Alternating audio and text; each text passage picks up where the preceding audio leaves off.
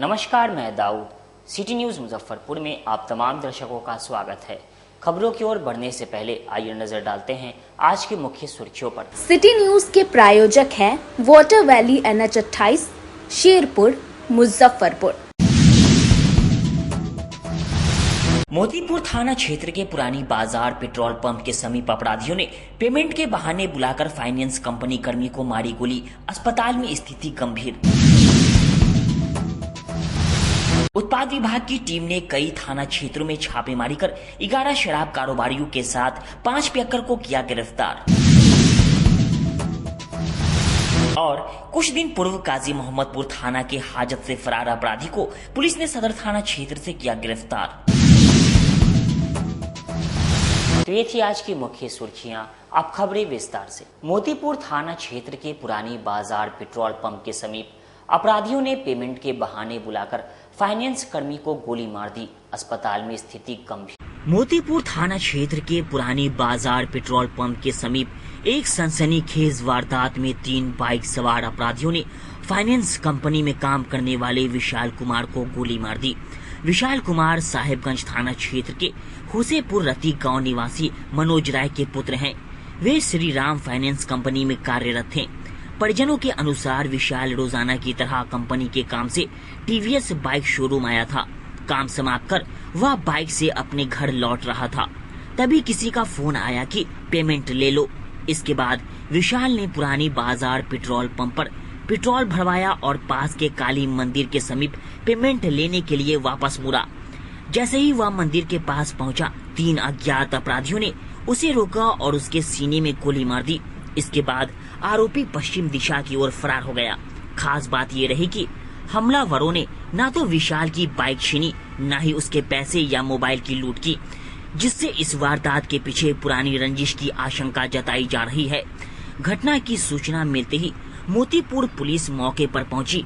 112 number police वाहन से उसे पहले CHC ले जाया गया, जहां से प्राथमिक उपचार के बाद उसे गंभीर स्थिति में SKMCH मुजफ्फरपुर रेफर कर दिया गया। डॉक्टरों के अनुसार गोली विशाल के फेफड़े में फंसी हुई है और उसकी हालत नाजुक बनी हुई है। पुलिस मामले की जांच में जुट गई है और CCTV फुटेज खंगाले जा रहे हैं। घटना स्थल के आसपास दहशत का माहौल बना हुआ है। क्या सूचना मिला है आपको? सूचना मिली है कि सुबह भैया ड्यूटी निकले हैं और ड्यूटी से शाम को फोन आया है कि बंदूक लगेगा। उसके बाद हम लोग कोई सूचना नहीं मिला, बस यही मिला है कि फोन आया है कि भैया का गोली लग गया है मोतीपुर काली मंदिर। तो संडे है, जब छुट्टी रहता है। जी, फाइनेंस से कोई छुट्टी नहीं था, ड्यूटी गए थे। घर से बोले कि हम ड्यूटी जा रहे हैं। जी, अकेले ही ड्यूटी करते थे। नहीं, बाइक से गए थे। बाइक से ही। जी, क्या लग रहा है जी, घटना के लगता हमको विशेष मालूम नहीं है। नहीं, कुछ मालूम नहीं है भैया। अभी मैं जाती इमरजेंसी में देखे बताया, कोई मालूम नहीं, कुछ नहीं, ये सब मालूम। किसी ग्राहक से तो भैया बात जाएंगे, हमको मालूम। विशाल कुमार। क्या करते हैं? फाइनेंशियल डिपार्टमेंट काम करते हैं। TVS श्रीराम काम करते हैं मोतीपुर। कब से काम कर 4-5 साल हो गए।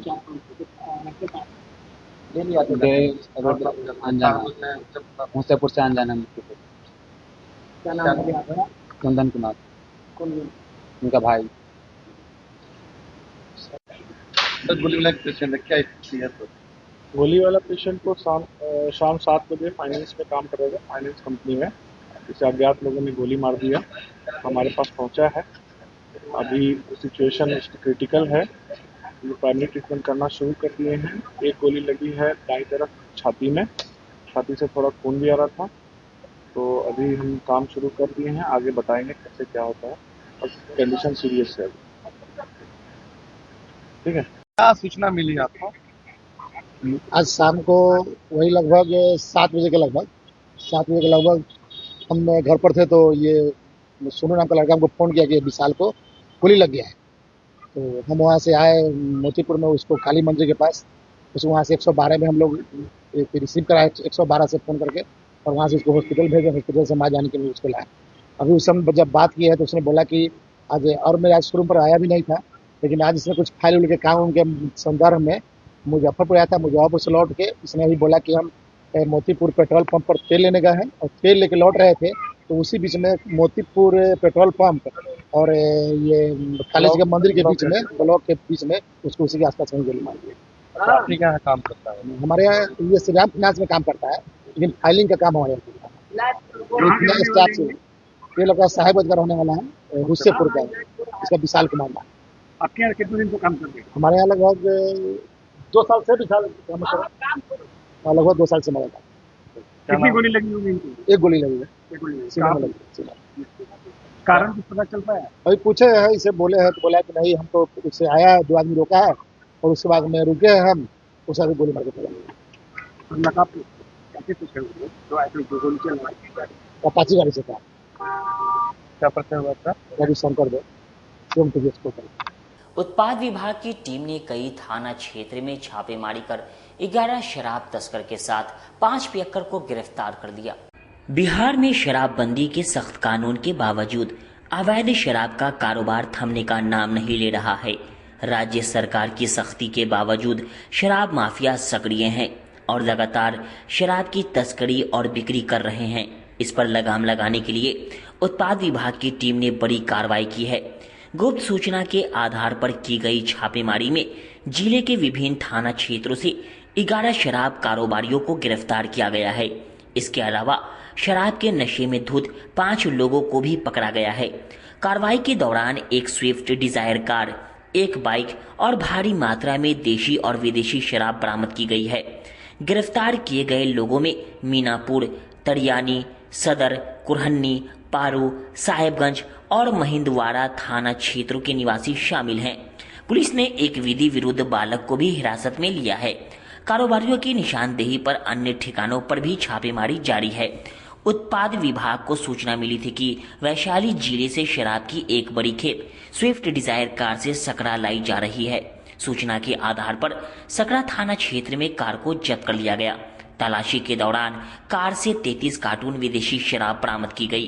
कार चालक की पहचान पहाड़पुर निवासी सुनील कुमार के रूप में हुई है। इसके अतिरिक्त कुरहन्नी थाना क्षेत्र के लडौड़ा गांव में नीरज कुमार के घर पर छापेमारी की गई। वहां से भी कई कार्टून विदेशी शराब और बियर बरामद की गई। नीरज को मौके से गिरफ्तार कर लिया गया और उसके घर को सील करने की प्रक्रिया जारी है। वहीं पूरे अभियान का नेतृत्व कर रहे उत्पाद निरीक्षक दीपक कुमार ने बताया कि शहरी और ग्रामीण क्षेत्रों में लगातार छापेमारी की जा रही है। इस बड़ी कार्रवाई में शराब कारोबारियों के खिलाफ सख्त कदम उठाए गए हैं। उन्होंने यह भी कहा कि छापेमारी आगे भी जारी रहेगी और किसी को बख्शा नहीं जाएगा। इन सभी के पास से 33 कार्टून विदेशी शराब, भारी मात्रा में देशी शराब और बियर की कई बोतलें, एक स्विफ्ट डिजायर कार और एक बाइक जब्त किया गया है। ये जिलाधिकारी महोदय के आदेशानुसार हम लोग प्रतिदिन छापामारी कार्य कर रहे हैं और कल छापामारी के क्रम में बहुत बड़ी सफलता हाथ लगी, जिसमें से कि 11 कुल शराब विक्रेता गिरफ्तार किए गए हैं, जिसके पास से विदेशी शराब, चुलाई शराब और एक स्विफ्ट डिजायर कार जिसका रजिस्ट्रेशन नंबर BR06P 6013 है। इसमें कुल 33 कार्टून विदेशी शराब का जब्त किया गया। इसमें एक चालक और खुद वो वाहन स्वामी भी है, जिसका नाम सुनील कुमार और रहने वाला है ये पहाड़पुर थाना सकरा का। पूछताछ के क्रम में इसने बताया कि हम वैशाली जिला की तरफ से ये शराब लूट करके आ रहे थे। इसमें अन्य व्यक्तियों का नाम भी ये बताया है, जिसका कि हम लोग जांच कर रहे हैं, उस पर कानूनी कार्रवाई की। कहाँ ले जाना था शराब को, लूट कहाँ करना? शराब तो ये एक्चुअली रहने वाला भी है सकरा थाना क्षेत्र का ही, और शराब जैसा कि ये बताया सकरा थाना क्षेत्र में ही कहीं वितरण करता है। बाकी अन्य लोगों की गिरफ्तारी अलग अलग है। अन्य लोगों की गिरफ्तारी अलग अलग थाना क्षेत्र से देसी शराब, विदेशी शराब और चुलाई शराब के साथ की गई, जिसको कि जेल हाजत भेजने का काम किया। बियर वगैरह भी बरामद, बियर भी पकड़ाया है देसी शराब, और बियर के साथ जो गिरफ्तार हुआ है उसके घर से विदेशी शराब और बियर की जब्ती की गई है। उसके घर को सीलबंद करने की भी प्रक्रिया जारी है। इन लोगों में से किसी का क्रिमिनल रिकॉर्ड वगैरह भी है? अभी हम लोग इसकी जांच कर रहे हैं। तुर्की थाना क्षेत्र दुष्कर्म का बना हॉट स्पॉट। पिछले एक सप्ताह में 3 बच्ची के साथ दुष्कर्म जिसमें 2 की हो गई मौत। देखिए ये रिपोर्ट। बिहार में नीतीश कुमार की सुशासन की बात कर ले तो अब बहू और बेटी अपने आप को सुरक्षित महसूस नहीं कर रही हैं। वहीं अगर हम मुजफ्फरपुर की बात करें तो कुरहनी प्रखंड के तुर्की थाना क्षेत्र के जगन्नाथपुर में पहली घटना में नाबालिग दलित बच्ची से दुष्कर्म के बाद गला काट देने की हैवानियत की घटना सामने आई, जिसमें आरोपी को पकड़कर लोगों ने पुलिस के हवाले कर दिया। तो वहीं एक तरफ इस घटना के बाद जहां मासूम बच्ची जिंदगी और मौत से 6 दिनों तक जूझने के बाद पीएमसीएच में मौत हो जाती है, इस घटना के महज 2 दिनों के बाद ही कुरहनी थाना क्षेत्र में अपने नाना के घर 1 महीने से रह रही एक नाबालिग की सुनसान इलाके से डेड बॉडी बरामद हो जाता है। उस मामले में भी दुष्कर्म के बाद हत्या की बात सामने आती है। तो तीसरी घटना में टेडी बियर दिलाने के नाम पर 11 वर्षीय बच्ची को अगवा कर रेप किया गया। घटना तुर्की थाना क्षेत्र के एक गांव की है, जहां पड़ोस के अंकल ने मासूम बच्ची के विश्वास को तार तार कर दिया। घटना शनिवार देर शाम की है। इसकी शिकायत करने पर पीड़िता के परिजनों पर आरोपी पक्ष ने पत्थर से हमला कर दिया। सूचना पर तुर्की पुलिस मौके पर पहुंची और आरोपी मुकेश को हिरासत में ले लिया, लेकिन पुलिस ने उसे महज 2 घंटे में ये कहकर छोड़ दिया कि परिजनों ने आवेदन नहीं दिया है। ये बयान खुद एसडीपीओ पश्चिमी 2 अनिमेश चंद्र ज्ञानी ने दिया है। इस पुलिसिया लापरवाही के चलते आरोपी अब फरार हो चुका है। उसकी गिरफ्तारी पुलिस के लिए चुनौती बन गई है। पुलिस ने रविवार की शाम आरोपी की तलाश में ताबड़तोड़ छापेमारी की। पीड़िता के पिता के बयान पर महिला थाने में एफआईआर दर्ज हुई है। उन्होंने बताया कि बच्ची अपने दरवाजे पर खेल रही थी, तभी उसके घर से 40 मीटर दूरी पर रहने वाला मुकेश कुमार राय पहुंचा। उसने बच्ची को टेडी बियर दिलाने का लालच दिया। भरोसे में आई मासूम बच्ची उसके साथ चल दी। आरोपी उसे कार से 2 किलोमीटर दूर एक सुनसान स्थान पर ले गया और वहां उसके साथ रेप किया। उसने करीब 2 घंटे तक बच्ची को अपने कब्जे में रखा।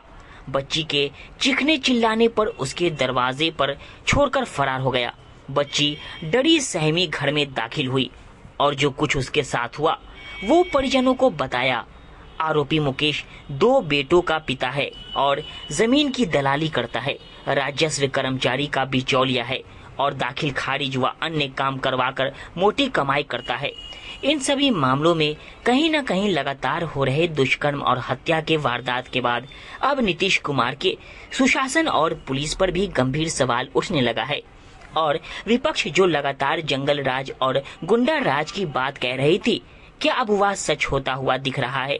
सबसे बड़ी बात यह है कि कुरहनी के विधायक केदार प्रसाद गुप्ता, जो अभी सूबे में पंचायती राज्य मंत्री हैं, उन्होंने अभी तक पीड़ित परिवार से मिलना भी जरूरी नहीं समझा।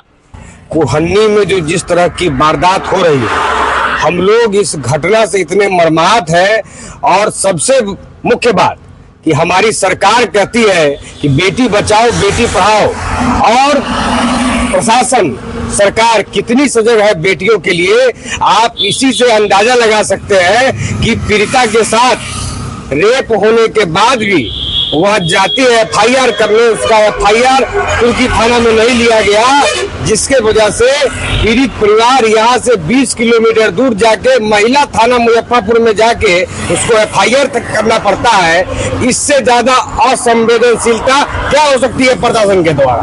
हम तो मांग करते हैं कि ऐसे भ्रष्ट प्रशासनिक अधिकारियों को तत्काल निलंबित किया जाए और हमारी कुरहनी के बेटी को न्याय मिले। इसके लिए हम लोग जमीन से लेकर ऊपर तक लड़ाई लड़ेंगे। में केस प्रतिवेदित हुई है, दुष्कर्म का मामला है। एक बच्ची है जो 12 साल से कम की है। उसी के अनुसंधान में हम लोग पर्यवेक्षण में आए हुए हैं। महिला थाना भी है और तुर्की थाना अध्यक्ष भी मेरे साथ हैं और फसल की टीम भी आई और सभी बिंदुओं पर देखी जा रही है। परिजन के द्वारा क्या आरोप लगाया गया है? परिजन के द्वारा आरोप है कि बहला फुसला करके इसको लाया गया और सुनसान जगह में बच्ची के साथ दुष्कर्म करने की बात बताई गई। रात में रोड़ेबाजी वगैरह भी उड़ाबाजी है जब गांव वाले को पता चला इस बात की, जब जानकारी हुई तो जिस पर जो आरोप लगाए हैं, क्योंकि वो भी उसी जगह के रहने वाले हैं, इसके कारण जो है मुझे पूछताछ के क्रम में जो है थोड़ा बहुत जो है झड़प की बात सामने आई है। परिजन बोल रहे हैं कि सर आरोपी को पकड़ के छोड़ दिया गया। नहीं, ऐसी कोई बात नहीं है। मेरे द्वारा इंक्वायरी किया गया है, परिजन से भी मेरा बयान दिया गया है, मेरे द्वारा भी, लेकिन उनके द्वारा ऐसी कोई बात नहीं है कि पकड़ के छोड़ा गया है, ऐसी बात नहीं है। लड़की का मेडिकल जांच करवाया गया। आरोपी फिलहाल फरार है, उस पर छापामारी का प्रयास किया गया है और की जा रही है, लेकिन अभी आरोपी घर छोड़ करके फरार है। देखिए, तुर्की थाने में जो मामला हुआ था, तो जो परिजन है वो महिला थाने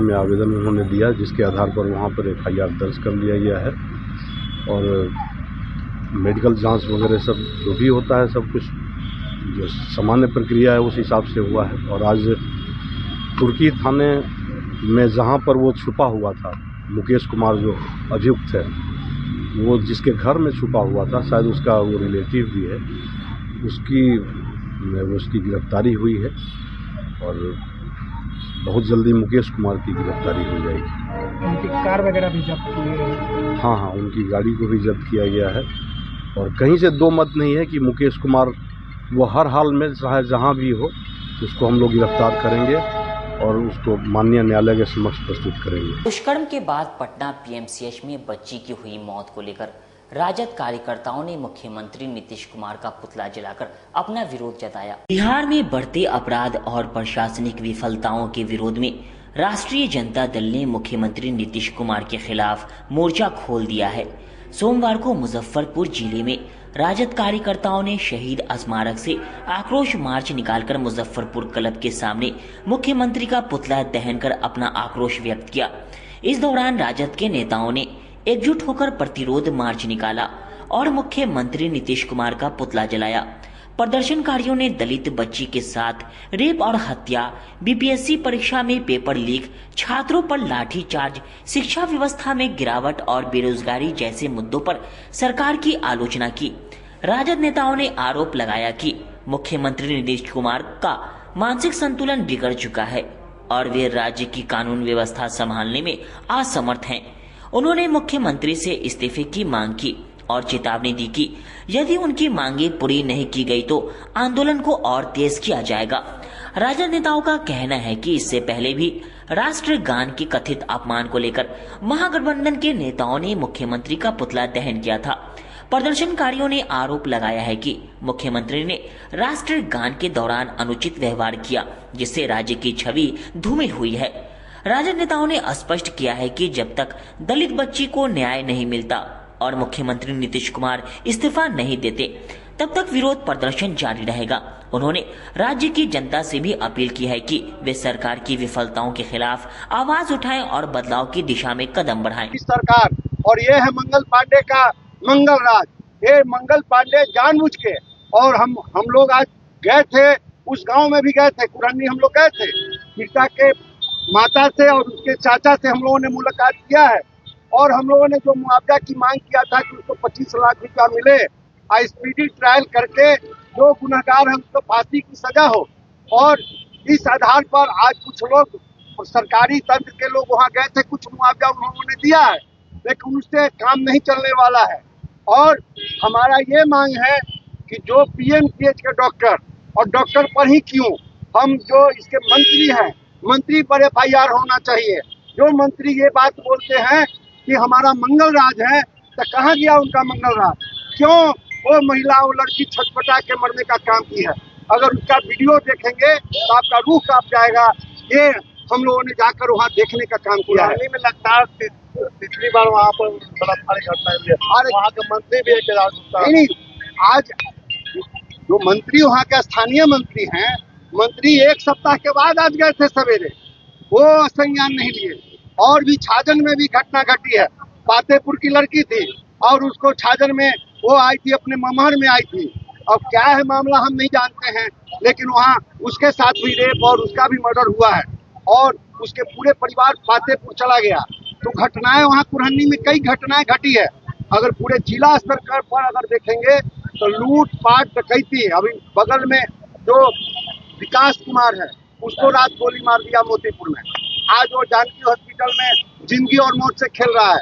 वो ड्राइवर राजकुमार राय जो टोल प्लाजा के पास मणिकपुर का रहने वाला, उसको वहां पर गोली मार के मौत के घाट उतार दिया गया। तो ये स्थिति बनी हुई है।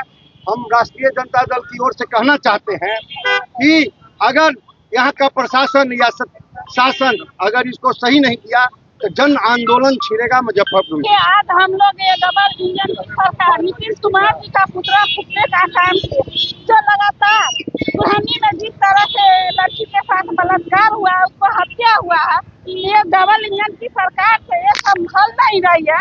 हम तो मांग करते हैं कि आप इस्तीफा दे दीजिए। लगातार घटना हो रही है, जिस तरह से मुजफ्फरपुर में साहेबगंज में विधानसभा में लगातार माने दिन रात गोली भी चल रही है, लगातार हत्या हो रहा है।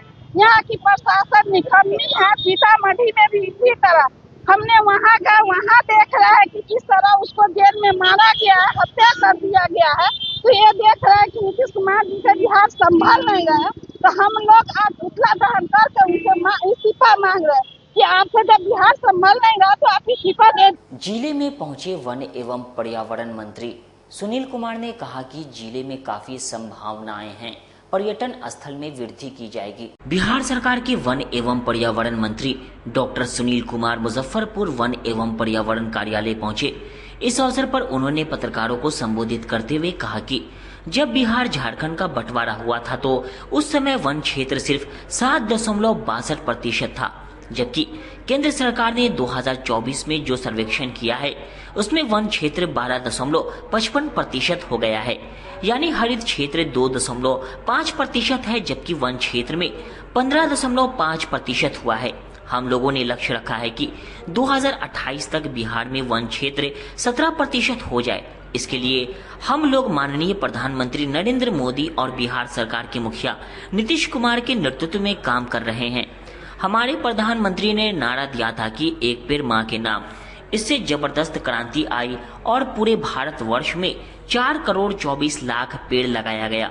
हम लोग हरित बिहार का सपना पूरा करने के लिए संकल्पित हैं। साथ ही बिहार में इको टूरिज्म की संभावना भी बहुत है।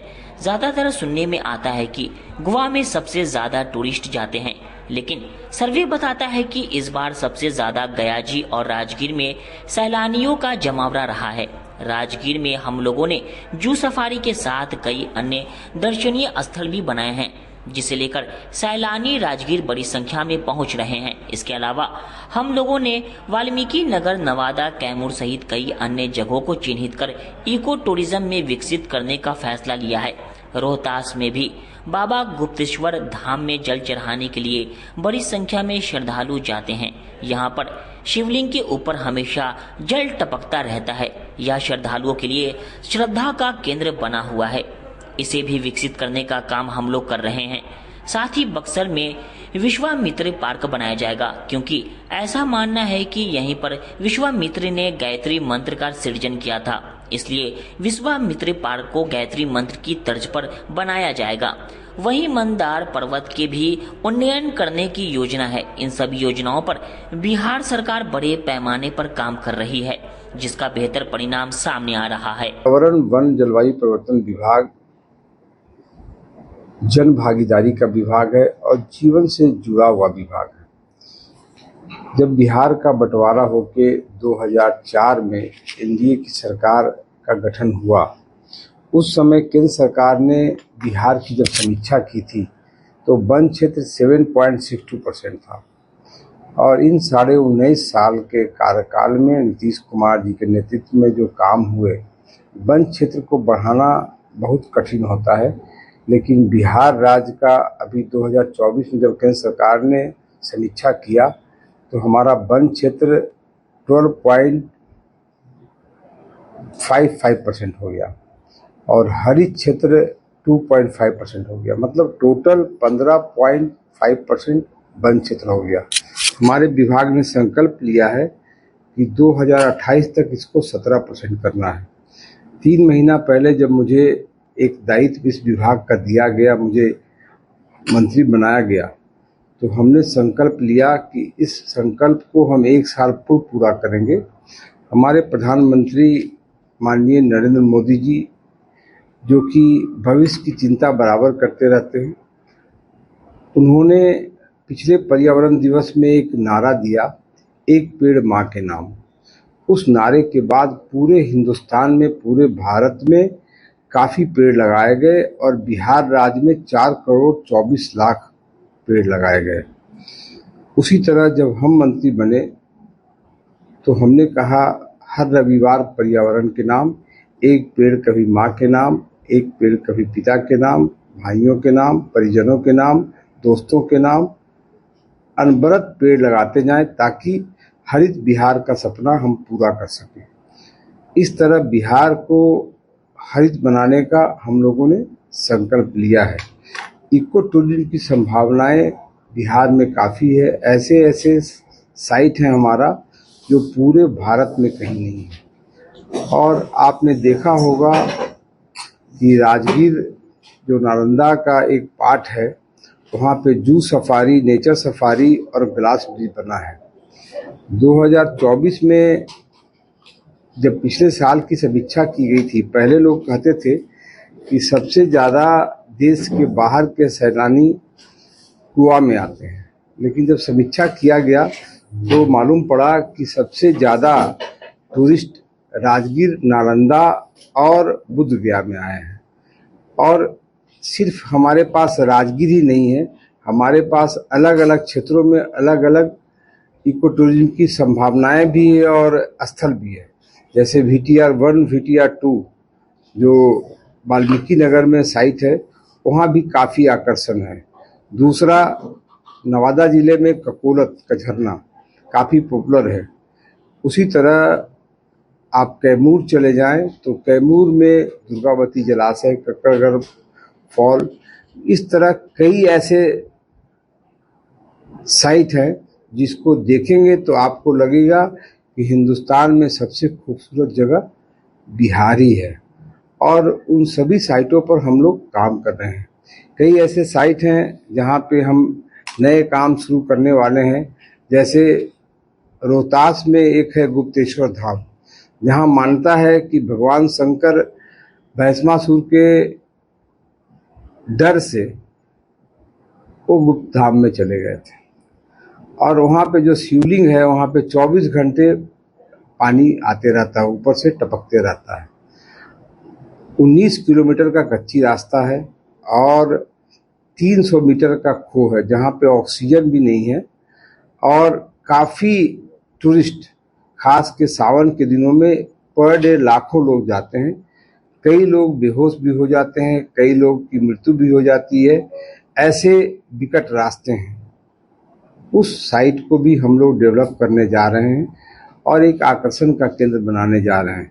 उसी तरह अगर बक्सर की बात करें तो विश्वामित्र जी का आश्रयनी रहा था बक्सर। बक्सर में हम लोग विश्वामित्र पार्क बनाने जा रहे हैं। ऐसी मान्यता है कि गायत्री मंत्र का रचना विश्वामित्र जी ने बक्सर में किया था। तो गायत्री मंत्र के तर्ज पर वहाँ पे हम लोग विश्वामित्र पार्क बनाने जा रहे हैं। मंदार पर्वत का आपने नाम सुना होगा, पुराणों में लिखा हुआ है कि समुद्र मंथन मंदार पर्वत से हुआ था। उसको इको टूरिज्म के दृष्टिकोण से हम लोग काफ़ी उन्नयन करने वाले हैं, देश दुनिया को आकर्षित करने वाले हैं। MLC बंशीधर ब्रिजवासी द्वारा बनाए गए जनवादी संघर्ष मोर्चा के पदाधिकारी के साथ बैठक की गई। विधान पार्षद बंशीधर ब्रिजवासी के दामोचक स्थित आवास पर जिले के सभी मनोनीत प्रतिनिधियों के साथ जनवादी संघर्ष मोर्चा के पदाधिकारियों का एक महत्वपूर्ण बैठक आयोजित की गई। इस अवसर पर विधान पार्षद बंशीधर ब्रिजवासी ने कहा कि जिले के सभी 16 प्रखंड में पार्षद प्रतिनिधियों को मनोनीत किया गया था। इन सभी के साथ आज बैठक आयोजित की गई, जिसमें निर्णय लिया गया कि हम लोग समाज की लड़ाई को जनवादी संघर्ष मोर्चा के बैनर तले लड़ेंगे, उनकी आवाज को सरकार तक पहुंचाने का काम करेंगे। इसलिए आज सभी प्रतिनिधियों को बुलाकर जनता से उनकी समस्याओं से अवगत होने के लिए कहा गया है, ताकि हम सभी लोग योजनाबद्ध तरीके से जनता की समस्याओं को उठा सकें। इसके अलावा भी कई अहम निर्णय लिए गए हैं, जिसको लेकर सभी प्रतिनिधियों से विचार विमर्श किया जा रहा है। पटना के पीएमसीएच में दुष्कर्म पीड़िता की मौत के बाद पूर्व मंत्री कांटी विधायक इजराइल मंसूरी ने सुशासन सरकार पर जमकर निशाना साधा। पटना के पीएमसीएच में दुष्कर्म पीड़िता की मौत के बाद विपक्षी दलों ने राज्य सरकार पर निशाना साधा है। इसी कड़ी में बिहार सरकार के पूर्व मंत्री सह कांटी विधायक इजराइल मंसूरी ने सुशासन सरकार पर जमकर निशाना साधा है। पूर्व मंत्री इजराइल मंसूरी ने कहा कि सरकार ने पीड़िता को समय पर उचित इलाज और सुरक्षा प्रदान नहीं की, जिससे उसकी मौत हो गई। उन्होंने सरकार से मांग की है कि इस मामले की जांच के लिए एक उच्च स्तरीय जांच समिति का गठन किया जाए और दोषियों को कड़ी से कड़ी सजा दिलाई जाए। इसके अलावा उन्होंने पीड़िता के परिवार को न्याय और मुआवजे की मांग की है। आपको बताते चले कि इस पूरे मामले को लेकर विभिन्न सामाजिक संगठनों और महिला अधिकार कार्यकर्ताओं ने भी सरकार की आलोचना की है और पीड़िता को न्याय दिलाने के लिए संघर्ष करने का आह्वान किया है। ये हम लोगों को भी जानकारी मिली थी और हम लोग राष्ट्रीय जनता दल के कई विधायक और जिला अध्यक्ष पीड़ित से मिलने भी गए थे, उसके स्वास्थ्य के बारे में जानकारी लेने का भी काम किया था और सुपरिटेंडेंट अधीक्षक भी साथ में थे। उस समय जानकारी लगी कि एक खतरे से बाहर बच्ची, लेकिन उसके बावजूद कल हम लोगों को जानकारी मिली कि बच्ची की मौत हो गई है, जो काफी दुखदायी है। और हम सरकार से कहना चाहेंगे कि एक तो बच्ची के साथ रेप किया गया और रेप के बाद वो इलाज नहीं, और जैसा कि मीडिया के माध्यम से भी खबर हो रही है कि बच्ची को 8 घंटे तक चिकित्सक सेवा नहीं मिला और एम्बुलेंस में ही तरफ से दम तोड़ दी। सरकार कितना निष्क्रिय है, कितना संवेदनहीन है सरकार, इससे साफ जाहिर है। प्रशासन के लोग क्या कर रहे हैं, पीड़िता को न्याय नहीं दिलवा पाए तो अलग बात है, पीड़िता की स्वास्थ्य का भी देखभाल सरकार नहीं कर पाए।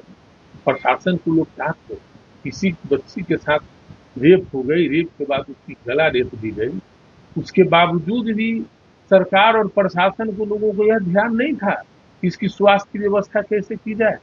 और अगर सरकार संवेदनशील होती तो एसकेएमसीएच जाने से के दौरान ही वहां पर बेड की व्यवस्था की जाती, क्योंकि हीनियस क्राइम हुआ था उसके साथ, हीनियस घटना हुई थी, एक पीड़ित को नहीं बचा पाई। मुझे लगता है कि सरकार की मंशा भी गलत थी, सरकार इस मामले को दबाना चाह रही थी, जिसके कारण सरकार के लापरवाही से, सरकार के स्वास्थ्य विभाग के लापरवाही से, प्रशासन के लापरवाही से वह बच्ची की मौत हो गई। आपको नहीं लग रहा दलित होने का उसको नतीजा का होना पड़ा? देखिए, अगर वह दलित नहीं होती, अगर और कोई वर्ग के लोग होते तो इस तरह के होती, तभी बड़ी घटना हो जाती। दलित थी, गरीब थी, जिसके कारण जो है प्रशासन इन पर कोई ध्यान नहीं देने का काम किया और प्रशासन के सरकार के लापरवाही से कल भी जो है घटना घटी है, कल रात में जो आरोपी घर में आता है। अब क्या घटना घटी है, पब्लिक क्या किया है, उस संदर्भ में हम कुछ नहीं बताएंगे। मंत्री जी, एक सवाल है, मंगल पांडे कहते हैं स्वास्थ्य मंत्री कि बिहार में मंगल राज चल रहा है और इस तरह से दर्दनाक हादसा होना कहीं न कहीं एनडीए सरकार पर। स्वास्थ्य मंत्री जी से हम कहना चाहेंगे, जब एक रेप पीड़िता बच्ची के स्वास्थ्य अगर नहीं उसको बेड मिल पाए, मैं तो कहता हूं कि आप वही जंगल राज लौटा दीजिए। ऐसा मंगल राज बिहार की जनता को नहीं चाहिए। काजी मोहम्मदपुर थाना से पॉक्सो एक्ट मामले में फरार आरोपी सदर थाना क्षेत्र से गिरफ्तार। मुजफ्फरपुर जिले के काजी मोहम्मदपुर थाना के टॉयलेट की खिड़की तोड़कर फरार हुआ पॉक्सो एक्ट के आरोपी मोहम्मद सितारे को पुलिस ने रविवार रात सदर थाना क्षेत्र से गिरफ्तार कर लिया। उसकी गिरफ्तारी की पुष्टि सिटी एसपी ने की है। काजी मोहम्मदपुर थाने में उससे पूछताछ की जा रही है। सिटी एसपी विश्वजीत दयाल ने बताया कि सोमवार को उसे कोर्ट में पेश किया जाएगा। मोहम्मद सितारे को बीते शनिवार को काजी मोहम्मदपुर पुलिस ने गिरफ्तार किया था। रविवार को कोर्ट में पेश किया गया, कोर्ट ने उसे लौटा दिया। इसके बाद उसने सोमवार सुबह शौच का बहाना बनाकर हथकड़ी ढीली कराई और थाने के टॉयलेट की खिड़की तोड़कर फरार हो गया। पुलिस टीम ने उसके कई ठिकानों पर छापेमारी शुरू की इस मामले में लापरवाही के आरोप में पुलिस कर्मियों पर भी कार्रवाई की गई थी। पहले पॉक्सो एक्ट का वारंटी जो था वो काजी मोहम्मदपुर थाना के शौचालय से वेंटिलेटर तोड़ करके फरार हो गया था, तो उसे बीते रात जो है सदर थाना क्षेत्र से गिरफ्तार किया गया।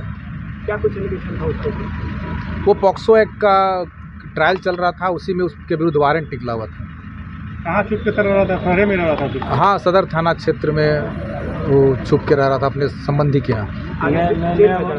हाँ, उसको फॉरवर्ड फिर से एक नया FIR हो? नहीं, वो जो FIR उस पर ऑलरेडी हो चुका है, उसी में वो रिमांड हो जाएगा।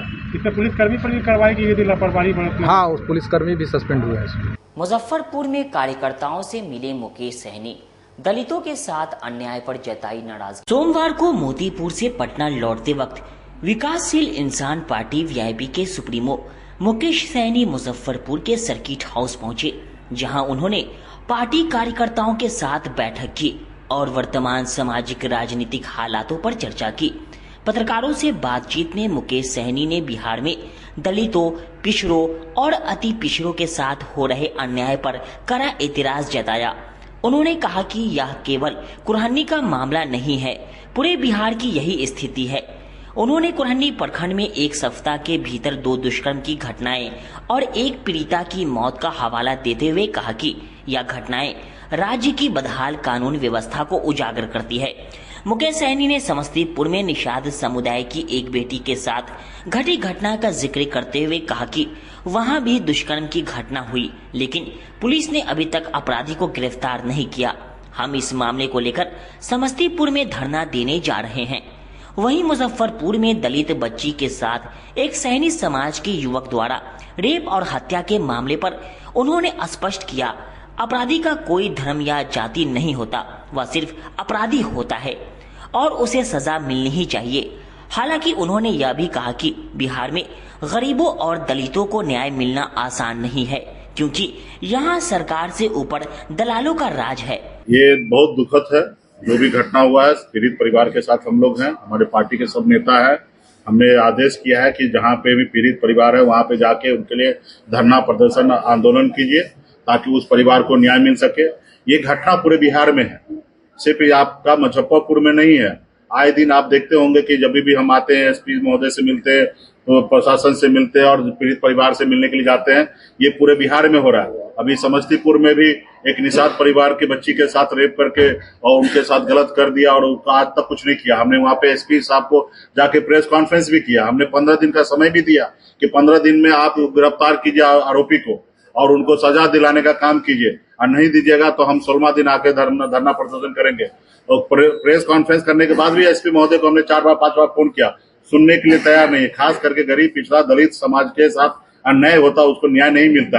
अभी हम 10 तारीख को स्वयं हम SP ऑफिस को घेराव करने के लिए जा रहे हैं समस्तीपुर में, और ये घटना पूरे बिहार में हो रहा है। तो ये जो सरकार जो है लाचार हो चुका है।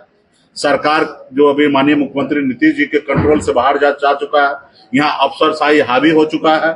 यहाँ पे पावर के लिए सब लोग लड़ाई लड़ रहे हैं, डबल इंजन की बात करते हैं। यहाँ गरीब मजदूर किसान सब लोग परेशान हैं। आए दिन आप देखते हैं कि हर गांव घर में जिस तरीके से घटना हो रहा है, तो कहीं ना कहीं सरकार पे, प्रशासन पे कहीं ना कहीं डर नहीं है, इसलिए इस घटना हो रहा है। यहाँ तो घटना नहीं हो, इसके लिए प्रशासन को मजबूती से कार्रवाई करना चाहिए। एक जगह रोक लगाएंगे, एक जगह सजा देंगे तो दूसरी जगह घटना नहीं होगा। जब आप घटना होगा और उसको आप सजा नहीं दिलाइएगा, पैसा लेकर बैठ जाइएगा, तो फिर दूसरे लोगों का अपराधी का मनोबल हाई होगा और दूसरी जगह भी घटना करेगा, तीसरा भी घटना होगा, चौथा भी होगा।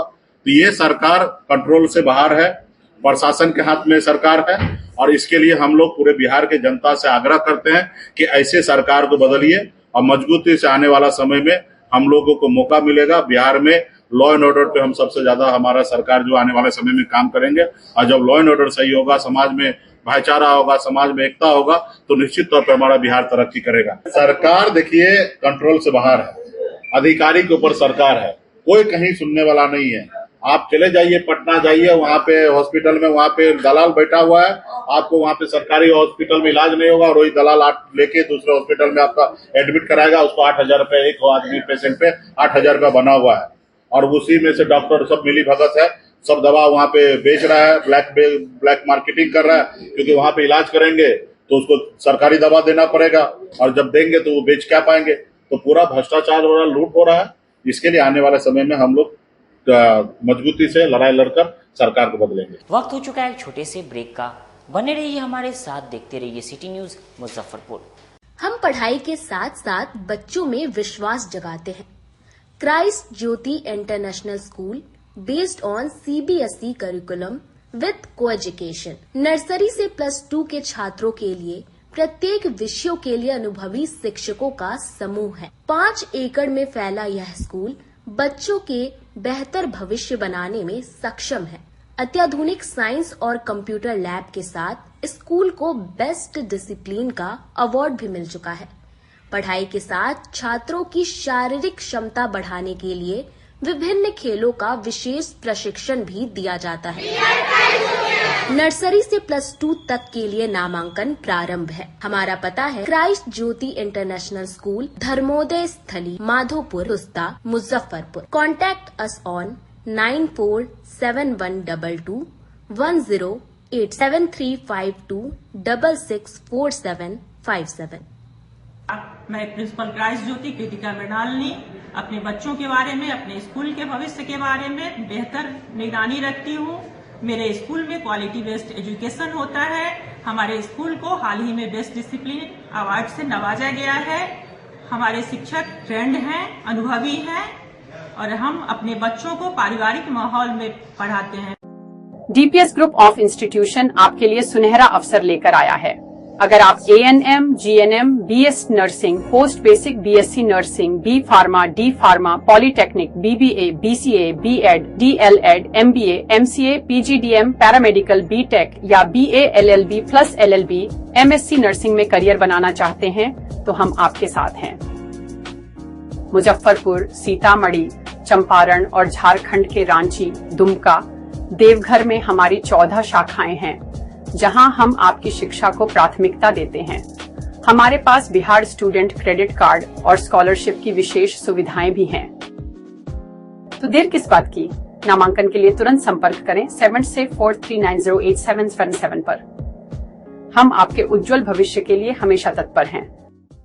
हर साल की तरह इस साल भी आमगोला ओरिएंट क्लब मैदान में ड्रीम सिटी डिज्नीलैंड मेला मनोरंजन और आकर्षण के साथ शहर वासियों के लिए धूमधाम से शुरू हो चुका है। इस मेले में देश का सबसे बड़ा हवाई झूला, विशाल मैरी कोलंबस नौका, ड्रैगन झूला, रोमांचक रशियन टोरा टोरा, डबल डिश तरंग झूला और देसी विदेशी मछलियों का अद्भुत संग्रह यूकेरियम प्रमुख आकर्षण है, जिसमें आप अंडर वाटर टनल के अंदर से विशाल मछलियों के समूह को देख सकते हैं। साथ ही बच्चों के लिए ढेरों रोमांचक झूले हैं, जिनमें हॉर्स राइडिंग, मुंबई का water boat, Scorpio ride, jumping, जंगल राइड, भूत बंगला, सेल्फी पॉइंट और मिकी माउस शामिल है। वहीं मेले की शॉपिंग स्ट्रीट भी किसी बाजार से कम नहीं है। सहारनपुर का प्रसिद्ध फर्नीचर, जिसमें किंग पलंग, dressing table, dining table, sofa set और रॉकिंग चेयर शामिल है। वहीं महिलाओं के लिए कोलकाता का आचार, चूड़ियां, चूड़ा सेट, ज्वेलरी, लहंगा चुन्नी और आगरा की फैंसी चप्पलें बिक्री के लिए उपलब्ध हैं। भदोही के कालीन और कृत्रिम फूलों का बड़ा संग्रह भी घर की सजावट को नया रूप देने को तैयार है। साथ ही बच्चों के मनोरंजन के लिए गुब्बारा गन शूटिंग की विशेष व्यवस्था की गई है। खाने पीने के शौकीनों के लिए स्वादिष्ट व्यंजन के स्टॉल उपलब्ध हैं। ड्रीम सिटी डिज्नीलैंड मेला, आमगोला ओरिएंट क्लब मैदान, मुजफ्फरपुर। आजकल की बिजी जिंदगी में स्टाइल तो है, पर कंफर्ट का क्या?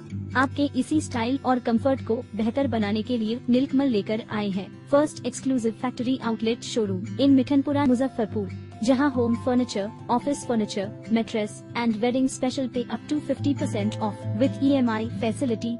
स्टाइल भी, कंफर्ट भी।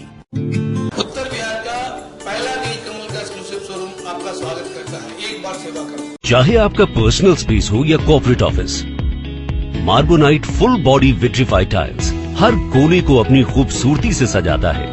इस पर पड़ने वाले हर कदम को मिलती है एक ताकत जो देती है आगे बढ़ने का विश्वास। जॉनसन टाइल्स का उत्तर बिहार का सबसे बड़ा शोरूम साई कृपा ट्रेडर्स द्वारा जल्द मुजफ्फरपुर जिले के सकरी सरैया डुमरी रोड में खुलने जा रही है। जल्द आ रहा है आपके शहर में। जल्द ही उद्घाटन की तारीख की घोषणा होगी। मार्बोनाइट विट्रीफाइड टाइल्स बाय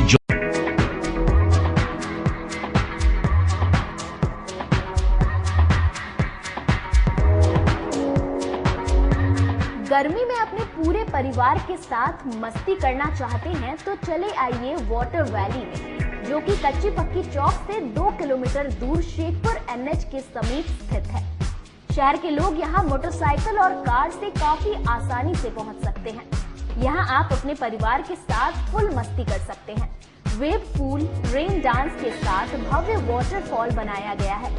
छोटे बच्चों के लिए कई प्रकार के स्लाइड्स बनाए गए हैं, जहां बच्चे अपनी मस्ती में डूब जाएंगे। इसके अलावा खाने पीने के लिए बेहतरीन सुविधाएं उपलब्ध है, जहां पूरे परिवार के साथ व्यंजनों का लुत्फ उठा सकते हैं।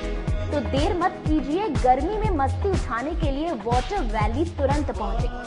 हमारा पता है water valley NH 28, Sherpur, Muzaffarpur.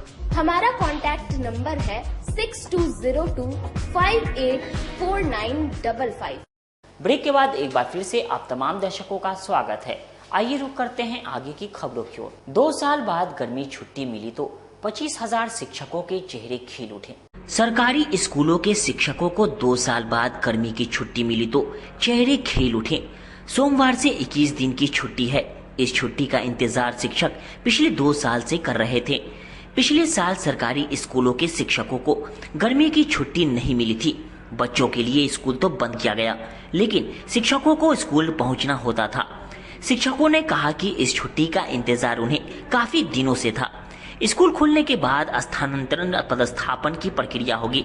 ऐसे में इस बार वे निश्चिंत होकर छुट्टी का आनंद ले सकते हैं। शिक्षकों में तो खुशी की लहर है ही है, क्योंकि शिक्षकों को छुट्टी चाहिए। 365 दिन अगर उनको आप पढ़ाने में जोते रखिएगा तो ये तो हम मेरे समझ से शायद किसी भी देश में नहीं है। हमने बहुत देश का भ्रमण किया है, अध्ययन किया है, किसी भी देश में इस तरह का नहीं है कि शिक्षकों को, और शिक्षकों का काफी सम्मान होता है। आपको शायद हम अगर बताएं तो आश्चर्य होगा कि यूरोप और अमेरिका में सबसे ज्यादा पे स्केल शिक्षकों का होता है और उनको बहुत ही सम्मान के दृष्टि से देखा जाता है।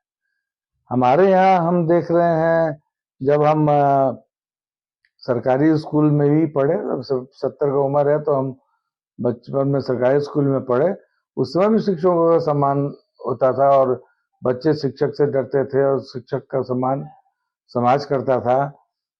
अभी ये 2 साल से एक नई परिपाटी समझिए या एक अजीबोगरीब घटनाक्रम चला कि बच्चों की भी छुट्टी रद्द की गई और एक और बहुत ही विचित्र बात हुई जिसको हम लोग शायद कल्पना भी नहीं कर सकते हैं कि इस तरह की बात हो सकती है कि बच्चों की छुट्टी हो गई और शिक्षकों की छुट्टी नहीं हुई।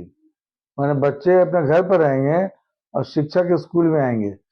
अब वो आके क्या करेंगे और उनको क्यों नहीं छुट्टी दी गई, ये तो जिसने इस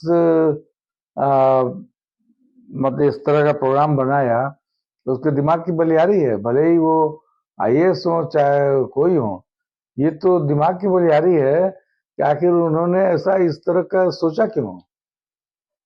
और उनसे पूछना चाहिए, उनसे सवाल जवाब करना चाहिए, उनको कटघरे में खड़ा करना चाहिए कि ये आपने इस तरह से किया क्यों, इसके पीछे आपकी क्या भावना थी। बच्चों के भविष्य की अच्छी कामना थी या शिक्षकों के भविष्य की अच्छी कामना थी कि एक पूरे समाज को आप बदलना चाह रहे थे, आप करना क्या चाह रहे थे। ये बड़ी ही दुर्भाग्य की बात थी। खुशी की लहर है कि 2 साल के बाद पूरे खुशी की लहर है। देखिए, शिक्षकों में खुशी की लहर है, होना भी चाहिए। और ये लगभग 2 साल का एक संक्रमण काल कर लीजिए, हम लोग तो संक्रमण काल कहेंगे, जहाँ पर बहुत उहापोह की स्थिति से हमारे शिक्षक समाज गुजरे, विद्यालय की व्यवस्थाएं गुजरी और ऐसा लगता था कि आने वाला छुट्टी वो हमको मिलेगा या नहीं मिलेगा, और कभी भी एडवांस जो है हम लोग हाजिरी में अवकाश नहीं भरते थे, इस डर से कि हो सकता है कल किसी चीज की छुट्टी हो, आज शाम तक एक पत्र आ जाए कि वो रद्द किया जाता है। तो एक ये असमंजस की स्थिति समाप्त हुई और नए एसीएस ने शिक्षक के मर्म को समझा और उन्होंने बाकायदा घोषणा की थी कि मैं गर्मी की छुट्टी पूरा दूंगा। साथ ही जाड़े की भी छुट्टी उन्होंने 6 दिन का उन्होंने अनाउंस किया, जो छुट्टी लिस्ट में है। कहीं न कहीं स्वागत योग्य कदम है। हाँ, बिल्कुल इसका स्वागत किया जाना चाहिए। और मैं ये एक बात कहना चाहता हूँ कि ओवरऑल शिक्षक का सम्मान, इसको राष्ट्रमाता कहते हैं, गुरु कहते हैं। पहले के जमाने में कुछ सामाजिक सम्मान बहुत था और आज भी है, लेकिन अफसोस की बात यही है कि शासन प्रशासन के स्तर पे हम शिक्षकों का सम्मान बहुत घटता जा रहा है। और बहुत सारे यूरोपीय देश को देखिए, पश्चिमी देशों को देखिए, टीचर का सम्मान बहुत ज्यादा है, उसका ज्यादा है। अभी हमारे यहाँ सरकारी बस में देखिए, महिलाओं के लिए ट्रेन में विकलांग के लिए सीट है, शिक्षक के लिए क्यों नहीं हो सकता है? हम किसी काम से जिलाधिकारी के यहाँ, एसपी के यहाँ जाते हैं या अपने ही कार्यालय में जाते हैं शिक्षा विभाग में, तो वहाँ सम्मानजनक व्यवहार की उम्मीद हम लोग करते हैं, होना चाहिए। ये तो शासन की ओर से गाइडलाइंस होना चाहिए ना, तब तो लगेगा कि हम एक बड़ा और कहीं न कहीं शिक्षकों के लिए और सरकार को सोचने की जरूरत है। हम तो नींव निर्माण का काम कर रहे हैं, हम निर्माण कर रहे हैं, नीचे से चरित्र का निर्माण कर रहे हैं, शिक्षा दे रहे हैं और एक व्यक्तित्व का विकास कर रहे हैं। आगामी श्रावण माह को लेकर शिव सेवा समिति की अहम बैठक आयोजित की गई। कांवड़ियों की सेवा में समर्पित संगठन शिव सेवा समिति के द्वारा सावन के मद्देनजर मुजफ्फरपुर के रज्जू शाह लेन स्थित एक सदस्य के आवास पर एक अहम बैठक आयोजित किया गया, जिसमें कुरहनी के NH-22 चंद्रहट्टी स्थित शंभू मार्केट में सावन में लगाए जाने वाले निःशुल्क कांवड़िया सेवा शिविर की तैयारी पर चर्चा किया गया। साथ ही लगातार 17 वर्षों से लग रहे शिविर को इस साल और भी बेहतर कैसे बनाया जाए और कांवड़ियों को बेहतर सुविधा प्रदान किया जाए, इस पर विस्तार से चर्चा किया गया। शिव सेवा समिति के संयोजक मुकेश कुमार पटेल ने बताया कि शिव सेवा समिति के द्वारा लगातार 16 वर्षों से निःशुल्क कांवड़िया सेवा शिविर लगाया जाता है। इस बार 17वां वर्ष है। बैठक में हम लोगों ने निर्णय लिया है कि अगले बैठक में शिव सेवा समिति की कार्यकारिणी का गठन किया जाएगा। आज पहली बैठक शिव सेवा समिति की आज मतलब कि राधा कृष्ण मंदिर के प्रांगण में हुई है और बेहतर से बेहतर 2025 में ये शिव सेवा समिति जो है चंद्रहट्टी स्थित जो शिविर लगाती है, वो भक्तों के लिए, शिव भक्तों के लिए बहुत ही अलग तरीके से व्यवस्था लेकर आई थी और हमेशा निःशुल्क व्यवस्था, जिसमें ठंडा पानी, गर्म पानी और भंडारा। ये भंडारा शिव सेवा समिति द्वारा ये लगभग 3 दिन का भंडारा लगता है, सप्ताह में 3 दिन। शुक्रवार के दिन ये लोग अपने प्रपुरा जाते हैं और शनिवार, इतवार और सोमवार 3 दिन भंडारा लगता है शिव सेवा समिति का। साथ ही इन लोगों का गाइडलाइन बहुत सुंदर रहता है और गाइडलाइन इतनी बेहतरीन व्यवस्था रहती है, माइकिंग से व्यवस्था, खोया पाया की जानकारी भी देते हैं। विगत 2008 से इनके शिव सेवा समिति मतलब फुल संपन्न के साथ इसमें तहे दिल से तमाम शिव भक्तों के लिए 2025 में इस बार भी सेवा देने के लिए एकदम तत्पर है और सेवा समर्पण शिव सेवा समिति की ओर से सभी भक्तों को इस बार फिर से विशेष सुविधा दी जाएगी। समिति का बैठक किया गया है, अगले बैठक में कार्य समिति का गठन होगा, फिर हम लोग अपने अपने कार्य में लग जाएंगे। कितने सालों से? ये 16 सालों से, ये 17वां साल है। NH-22 शंभू मार्केट मुजफ्फरपुर में यह शिविर लगाई जाती है। क्या कुछ व्यवस्था है वहाँ? भंडारा, चाय, बिस्किट, मेडिकल, खोया पाया की संपूर्ण व्यवस्था रहती है और आगे भी जो मुख्य सुविधा होगी कांवड़िया को मिलेगा। चाहे आपका पर्सनल स्पेस हो या corporate office, Marbonite full body vitrified tiles हर कोने को अपनी खूबसूरती से सजाता है। इस पर पड़ने वाले हर कदम को मिलती है एक ताकत जो देती है आगे बढ़ने का विश्वास। जॉनसन टाइल्स का उत्तर बिहार का सबसे बड़ा शोरूम साई कृपा ट्रेडर्स द्वारा जल्द मुजफ्फरपुर जिले के सकरी सरैया डुमरी रोड में खुलने जा रही है। जल्द आ रहा है आपके शहर में। जल्द ही उद्घाटन की तारीख की घोषणा होगी। मार्बोनाइट विट्रीफाइड टाइल्स बाय डॉक्टर सच्चिदानंद विचार मंच के सदस्यों ने अहम बैठक कर संगठन के क्रियाकलापों पर चर्चा की। सच्चिदानंद सिन्हा विचार मंच की बैठक मंच के पूर्व अध्यक्ष राजेश रोशन के आवास पर संपन्न हुई। इस अवसर पर 2025 से 28 की नई कार्यकारिणी का गठन हुआ और नए सदस्यों के नाम की घोषणा हुई। इस अवसर पर महामंत्री अजीत कुमार ने बताया कि नई कार्यकारिणी का गठन कर लिया गया है। इसमें अध्यक्ष के रूप में के सिन्हा का चयन हुआ है। महामंत्री में अजीत कुमार और कोषाध्यक्ष के रूप में संदीप कुमार का चयन हुआ है। इसके अलावा कई अन्य नए पदाधिकारी का भी चयन हुआ है। साथ ही हम लोगों ने निर्णय लिया है कि बढ़ती गर्मी को देखते हुए देवी मंदिर के पास एक प्याऊ की व्यवस्था की जाएगी ताकि लोगों को ठंडा पानी मिल सके। साथ ही कांवड़िया सेवा शिविर भी लगाया जाएगा जो अन्य शिविरों से बेहतर होगा। वहीं उपाध्यक्ष उत्पल रंजन ने कहा कि डॉक्टर सच्चिदानंद सिन्हा विचार मंच सामाजिक कार्य में हमेशा आगे रहता है। हम लोगों ने कोरोना के समय में लोगों की सेवा करके काफी राहत दी थी। इस बार भी कोरोना की कुछ वेरिएंट सामने आए हैं तो हम लोग पहले से तैयार हैं और जरूरत पड़ी तो हम लोग फिर से सेवा भाव से काम करेंगे। इसके अलावा प्रतिभावों को भी निखारने का काम हम लोग करते हैं, जिसमें छात्रों के बीच पेंटिंग प्रतियोगिता, दीपोत्सव सहित कई अन्य कार्यक्रमों का आयोजन किया जाता है। ये सारे कार्यक्रम आगे भी होते रहेंगे। इस बार हम लोग बड़े पैमाने पर कांवड़िया शिविर का आयोजन करेंगे जो हमारी विशेषता रहती है। उपाध्यक्ष पूनम वर्मा ने कहा कि हम लोगों के बीच आज मंच के पूर्व अध्यक्ष राजेश कुमार रोशन नहीं हैं, लेकिन हम सभी लोग उनको सच्ची श्रद्धांजलि देने के लिए उनके बताए गए रास्ते पर चलेंगे और सामाजिक कार्यों में बढ़-चढ़ कर हिस्सा लेकर सामाजिक कार्य में भाग लेते रहेंगे। के निबंधन के उपरांत आज दूसरी मासिक बैठक हम लोग के संस्था के संस्थापक अध्यक्ष स्मृति शेष श्री राजेश रोशन जी के आवास पर आयोजित की गई और आज इस स्थल का चयन किया गया ताकि हम उनको अपनी श्रद्धांजलि देते हुए सत्र 2025-28 के लिए एक नई कार्यकारिणी की घोषणा कर रहे हैं। और कार्यकारिणी ने अपने आज की बैठक में कई महत्वपूर्ण निर्णय लिया, जिसमें महत्वपूर्ण निर्णय के तहत हम लोग आगामी सप्ताह देवी मंदिर के पास एक प्याऊ लगाने जा रहे हैं, जो प्याऊ जून और जुलाई महीने तक लगातार चलेगी। मटके की बड़ी घड़ा रहेगी और उसमें निरंतर पानी, और वहाँ पर हमारे एक स्वयंसेवक रहेंगे जो पानी पिलाने का कार्य करेंगे। साथ ही चूँकि आगामी महीने से सावन महीने शुरू होते जा रही है, हम लोग निरंतर राजेश रोशन जी के नेतृत्व में कांवड़िया सेवा शिविर का आयोजन करते रहते, इसलिए उनको हम लोग ये शिविर उन्हीं को समर्पित करेंगे और उनसे इतने आशीर्वाद हम लोग को ऊपर से मिले कि इस बार का शिविर अन्य शिविर से भी ज़्यादा हो, ताकि पूरे शिविर की श्रद्धांजलि हम उनको समर्पित कर सके।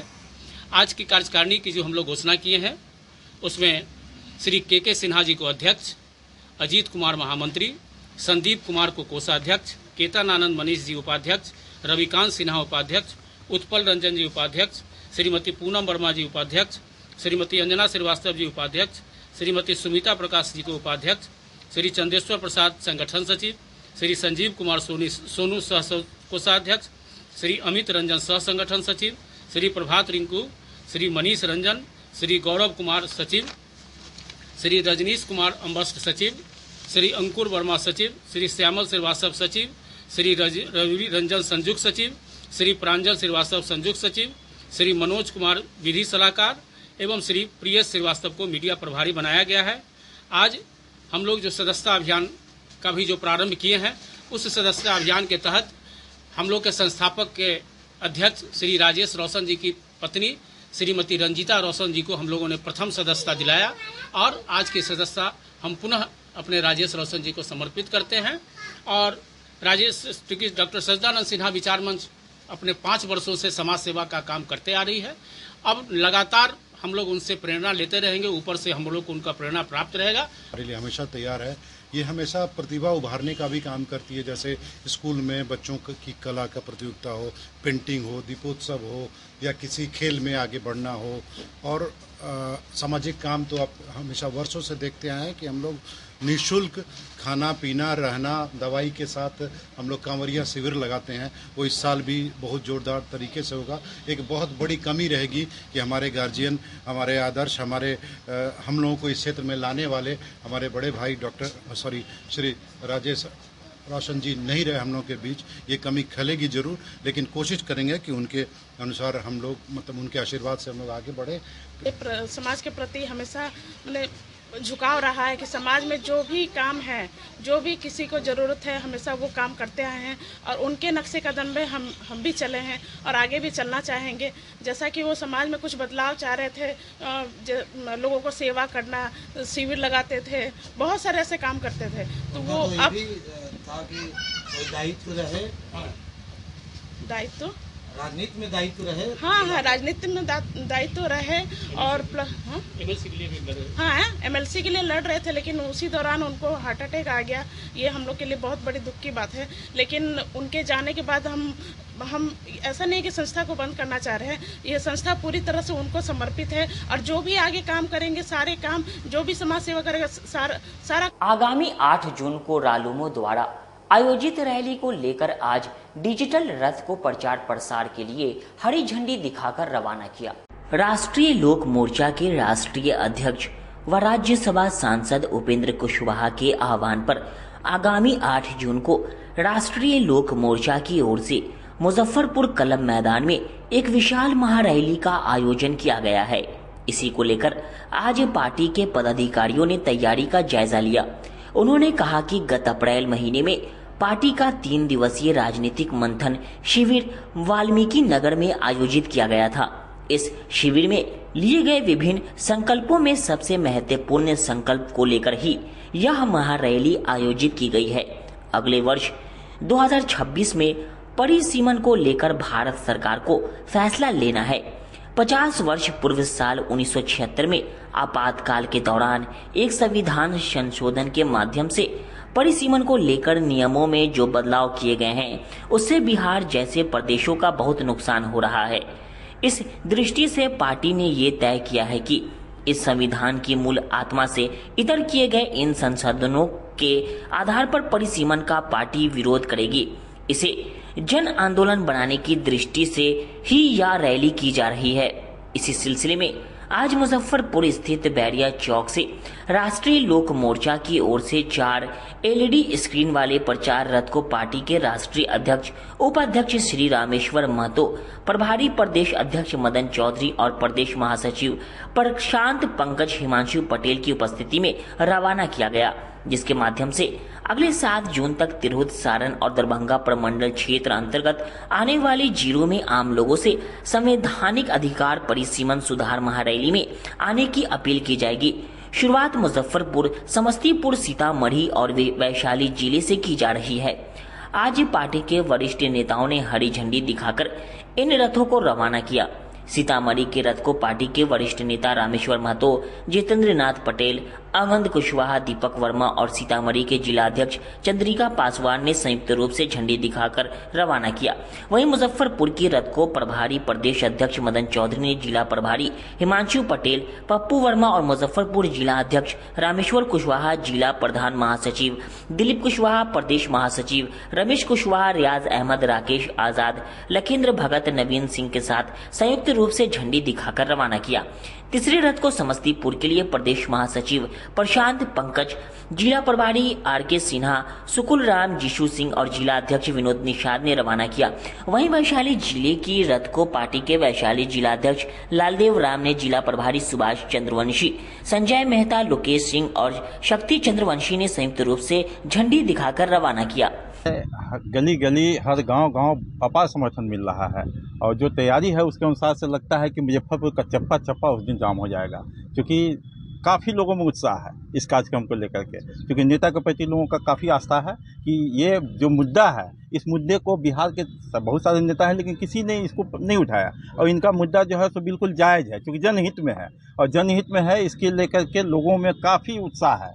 लोग जो है तो मतलब काफी संख्या रैली हुई है वहाँ शाहाबाद में, और शाहाबाद का भी जगह टूट जाएगा यहाँ पे, क्योंकि यहाँ पे हाँ हम लोगों ने दल से कहाँ समर्थन, हम तो जनबल का सहारा ले रहे हैं, जनता हमारे साथ है, हम तो सही रैली मांग कर रहे हैं। हम लोग तो जनता के, चूंकि संविधान में अधिकार है, समर्थन की बात कर रहे हैं, नहीं तो हम समर्थन मांगे नहीं है, हम किसी समर्थन करना चाहते हैं कि ये भी होना चाहिए। जैसे दक्षिण भारत के लोग अपना पक्ष रख रहे हैं ना कि ये नहीं होना चाहिए, जैसे 25-25 साल के लिए आए, तो उन लोगों का कहना है, हमारा मांग है कि नहीं, हमारे जनता के हित में हमारी पार्टी का मांग है कि नहीं, ये अब संवैधानिक अधिकार परिसीमन सुधार महारैली 8 जून 2025 को मुजफ्फरपुर के इसी क्लब में आयोजित है। उसमें तकरीबन 13 जिला के हमारे पार्टी के नेता कार्यकर्ता लोग एकत्रित होंगे और इस कार्यक्रम का उद्घाटन करेंगे हमारे पार्टी के राष्ट्रीय अध्यक्ष सह राज्यसभा सांसद श्री उपेंद्र कुशवाहा जी। पार्टी का जो उद्देश्य है जो पिछले 50 वर्षों से परिसीमन फ्रिज है और प्रस्तावित से ही पिछले लोकसभा सत्र में दक्षिण भारत के सांसदों ने हंगामा किया कि परिसीमन को फिर से बढ़ाया जाए।